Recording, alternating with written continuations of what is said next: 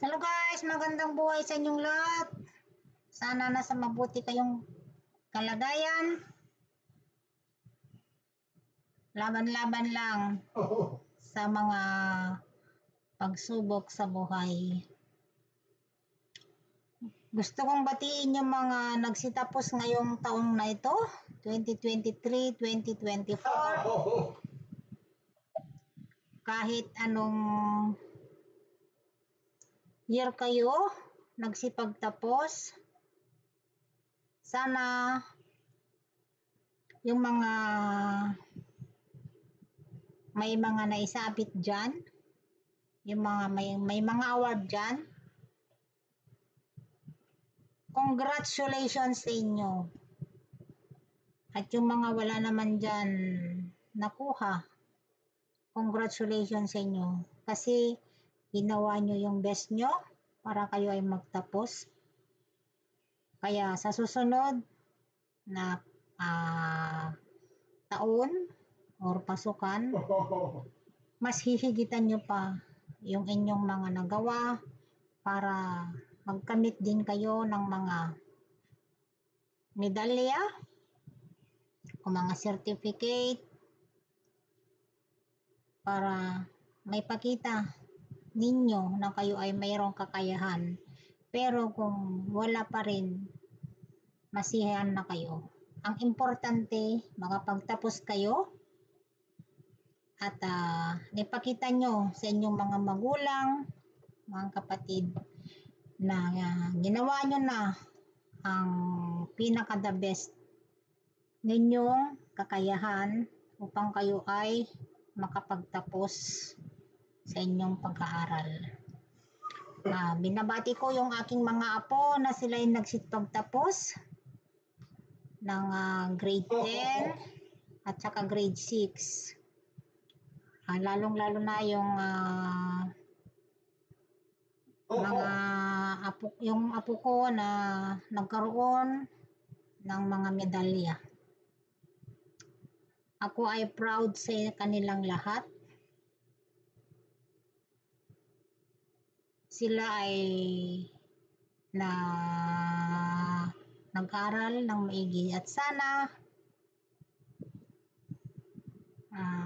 pagbutihin pa ninyo lalo sa susunod na pasukan. Isipin ninyo yung mga sinasabi namin sa inyo, sundin ninyo para kayo ay mapabuti at higit sa lahat, hindi para sa amin kundi para sa inyong kinabukasan. Kasi kami ay tagagabay nyo lamang. Kaya makinig kayo dahil hindi namin kayo ipapahamak, kundi ginagawa namin ang aming makakaya upang kayo ay mabigyan ng magandang kinabukasan. Kaya sana sumunod kayo, huwag matigas ang ulo. Kaya tingnan nyo, kung sumusunod kayo, meron kayong napapala. Palagi ko sinasabi, mag-aral maigi, mag-aral maigi. Kaya ang sarap makinig, ang sarap sumunod sa mga payo ng mga matatanda. Kasi hindi kayo ipapahamak sa masama. Bagkus kayo ay dadalhin sa mabuting daan upang kayo ay hindi mapariwara. So congratulations sa aking mga apo at sa lahat-lahat ng mga pamangkin, mga apo ko sa mga side ng asawa ko, side ko. Ayan, ang dami-dami, Diyos ko po. Ilang araw na akong nagko-congratulate. Sa dami-dami ba naman, puros graduation, puros moving up, pero proud ako sa kanila, sa inyong lahat, yung mga nagsipagtapos. Kaya maraming salamat sa Panginoon dahil kayo ay nagtapos na at sasabak na naman kayo sa panibagong yugto ng inyong buhay. At alam ko makakayanan ninyo, lalo na ang inyong mga magulang, Gawin lang ang tama. So, gawing inspirasyon ang kahirapan ng buhay. Kaya mag-aral maigi, huwag maging tamad. Imbes na maglaro, mag-aral muna, tapos maglaro. Gawin ang inyong mga asignatura bago maglaro. Gawin ang dapat gawin para hindi kayo maiwan sa klase. Thank you so much din sa mga magigiting na mga guro, masisipag na magturo, at ginawa din nila ang kanilang kakayahan kasi sila yung mga kung walang guro, walang alam ang isang tao. Kaya saludo din ako sa mga teachers, lalo na yung mga masisipag, dahil ginagampanan nila ang kanilang papel bilang isang guro. Kaya nga, saludo ako sa mga guro na yung mga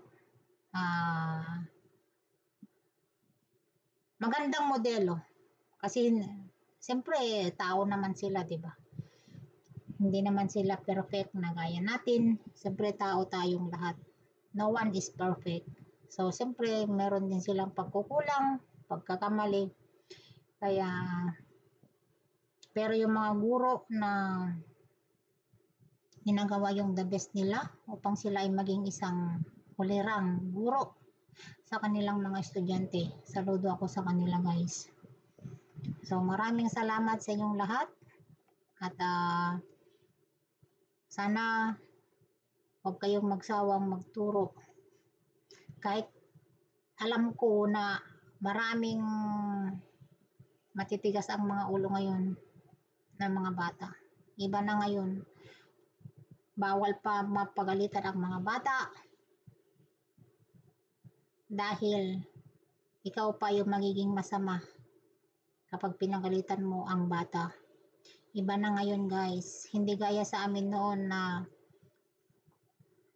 isang salita lang, isang tawag lang ng guro namin noong, Diyos ko, grabe, manginig ka na. Pero ang sukli naman nun, napakabait, pabait ng mga estudyante noon, guys. Hindi ako nagmamayabang, pero pag tinawag ka ng teacher mo, hindi pwede yung tatawa-tawa ka dyan na lalo na pag yung teacher mo talagang masungit.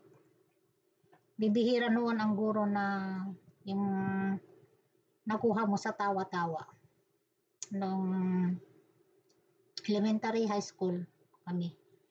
Kaya maswerte yung mga batang yun kasi hindi na sila nagtatrabaho noon. Kami yung nagtatrabaho bago pumasok, nagwawalis, naglalampaso sa sahig, sa mga upuan, pinupunasan yan, linalagyan ng floor wax, yung mga simento upang malinis. O kaya yung dahon ng saging, nilalampaso sa dinudurog muna. Tapos saka ilalampaso sa sahig upang madulas. Tapos ang mga tsinelas nakalagay sa labas. Walang tsinelas sa loob. Ngayon wala na. Parents na yung naglilinis sa school. Nung walang brigada.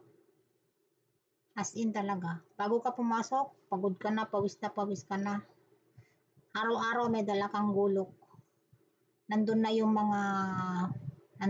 mga walis tingting sa eskwelahan. Mayroong may lagayan ng walis tingting yun. Ang mga lalaki noon, sila yung mga taga-tabas. Kaya malinis ang school namin noon kahit malawak. Kahit kasi estudyante, grade 1 ka pa lang, marunong ka nang magbunot ng mga damo, marunong ka nang magpulot ng mga yung dahon ng mga punong kahoy. Pero ngayon wala na, guys. Iba na. Senyorita na ang mga estudyante ngayon na elementary. So, ibang-iba na ngayon kasi hindi mo na pwedeng paluin ang estudyante, hindi mo na pwedeng pagalitan ang estudyante. Kaya ibang-iba. Kaya saludo ako sa mga teacher na mga masisipag dyan, makagaling magturo. So, thank you so much, guys. Congratulations sa inyong lahat. At naway makamit ninyo ang inyong mga pangarap sa buhay. Wish ko lang sana Huwag kayong magpabaya sa inyong mga pag-aaral. Gawing inspirasyon ang hirap ng buhay. Thank you so much. Mahal ko kayong lahat. God bless. Bye-bye.